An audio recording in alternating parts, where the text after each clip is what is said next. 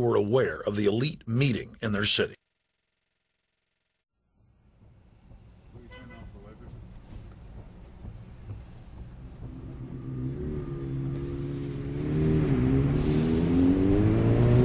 Hey guys, attention just for a second. I just need to tell you that a group just met here in Canada and they're trying to get rid of your sovereignty, merging you with the U.S. and Mexico. See, it's not funny, I'm serious. And your news isn't going to tell you about this. This is deadly serious, so I'm just letting you know and I'm telling you about it. As they say, they are the guys that run the world. They make the decisions for we, and we just carry it out. Sir, did you hear about the Bilderberg group meeting here in town, the 120 most elite people in the world? No. Hey, did you know that the elite's meeting here in town right now? Have you heard about it? The 120 crime bosses? None of you have heard of it. None of you guys have heard of the Bilderberg group? They're meeting right now. In the city, around 10% of the people were aware of the New World Order agenda. When we traveled to Parliament, close to half of the people we randomly spoke to were informed.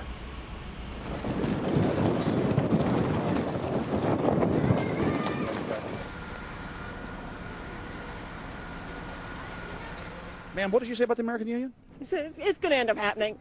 We don't want it, but it's going to happen. Why do you think? Because the Bilderberg Group runs the world. You have the Trilateral Commission that's also part of the Bilderberg, which is the United States, Europe, and Asia. But most of this is public knowledge. Nobody wants to believe that there are conspiracies, that world leaders are already elected before they're voted on. So here we know that Bernard Lord is part of the outer circle. I was surprised to read that Harper addressed the group in 2003 because my understanding was nobody gets into politics without becoming part of the Bilderberg group. And then you find out afterwards that that is the case, that they have... Well, yeah, Bill Clinton went there in 91, George Bush Sr. back in like 85. And Blair, same thing. Who we think that we're electing as leaders have already been pre-picked for us. Whether it's liberal or a conservative, they're already part of the group. They own all the horses in the race. They own the horses, and I understand that, for example, in the United States, it's a one-party system with two factions, though you think it's two different parties. Oh, it is, yeah.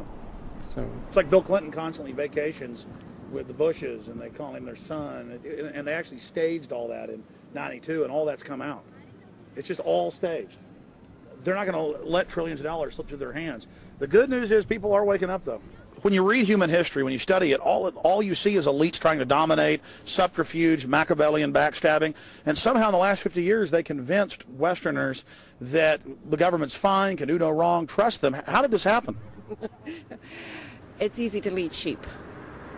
I mean, people just follow. They don't want to believe these things will happen. No way. We'll just follow along with the norm.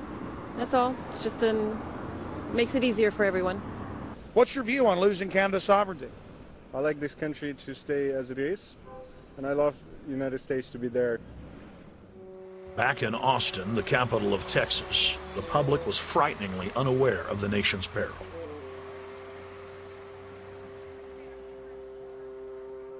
Have you heard about the North American Union? Not really, no. I don't watch TV. No, I haven't. Interesting. I was not aware of that. I don't know exactly what you mean, so...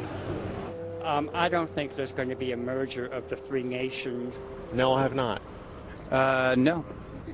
No, I didn't know this was happening, so... Yes, I have. Oh, you have heard about it? Yes. After that big rally the other day, don't know about it? I don't know about anything. No, I have not. Have you heard of the European Union? I have, yes. Are you aware of the European Union? Oh, yeah, of course. Have you heard about the European Union?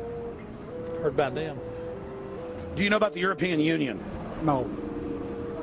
Europe, 15-member group expanding. A what? 15 nations of Europe merging in 2000. Whatever. For over 50 years, the Bilderberg Group constructed the European Union by stealth under the guise of trade deals. Now the elite are using the same secretive program to complete the North American Union. But this time, superstate integration is on the extreme fast track. International agreements like NAFTA, GATT, and APEC were just stepping stones in the formation of the NAU. The North American Union was officially born at Baylor University in Waco, Texas, on March 23, 2005. The leaders of the United States, Mexico, and Canada told the press that they were only meeting to discuss trade. It soon leaked that a secret meeting had been held during the Security and Prosperity Trilateral Summit. The three governments had refused to release the secret agreement to the people. In September of 2006, their treasonous operation was blown wide open. From September 12th to September 14th, in Banff, Canada, hundreds of elected and appointed government leaders from Canada, Mexico, and the United States met in secret. On the last day of the conference, someone inside the secret North American Union Forum leaked the agenda.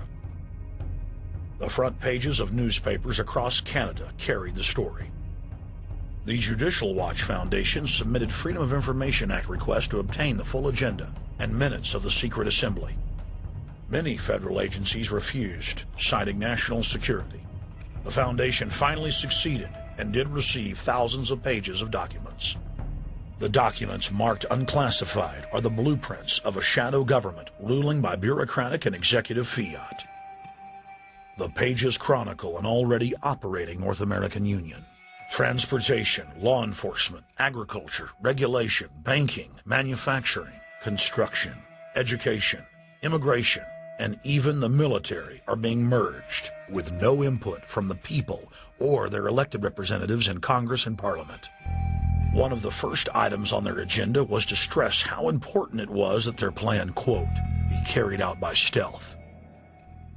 The controllers also talked about exploiting the public's fears of climate change to push a continent-wide tax to fund the new government. Globalist tool Robert Pastor is incessantly paraded on the world stage as the man behind the North American merger. When he testified before Congress, he pushed the idea of a continental security perimeter that erases national boundaries and merges the security apparatus. The best way to secure the United States today is not at our two borders with Mexico and Canada, but at the borders of North America as a whole. In fact, the North American Command, based in Colorado Springs, Colorado, was clearly running the meeting in Canada. For the past decade, the Pentagon has been training with Mexican and Canadian forces and has openly discussed using them inside the United States for disasters and to quell domestic unrest. There are already over 100,000 non-U.S. citizens serving in the U.S. Armed Forces. The Pentagon is now expanding its recruiting centers in Mexico, the Philippines, and Eastern Europe. Big city police departments nationwide are lobbying to change laws so they can recruit non-citizens to join the police force. What we are witnessing is a Red Dawn scenario in slow motion. Tyrants throughout history have brought in foreigners to oppress their domestic populations.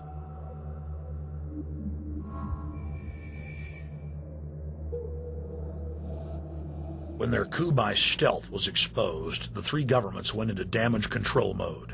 The Security and Prosperity Partnership quickly staged a show summit that was held in Ottawa, Canada in February of 2007. It is the only way that we can achieve security and prosperity for our people is through this cooperation. We actually occupy one physical space, the North America. We've also had a chance as foreign ministers to talk about how we cooperate in the region and indeed in the world. Protesters who were upset about losing their countries and freedoms were not tolerated. A couple of weeks ago, an Al-Qaeda supposed.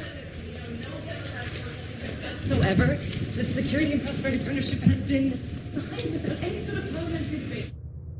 Globalist publications have been open with their frustration that the population has not bought their latest PR stunt. As integration inside the European and American unions accelerates, the superstates themselves are being merged. On April 30th, 2007, a summit was held at the White House. The Security and Prosperity Partnership's secretive approach had alarmed the public. So this time, President Bush, German Chancellor Merkel, and EU Commission President Barroso hid their treachery in plain sight. Thank the Chancellor and Josie very much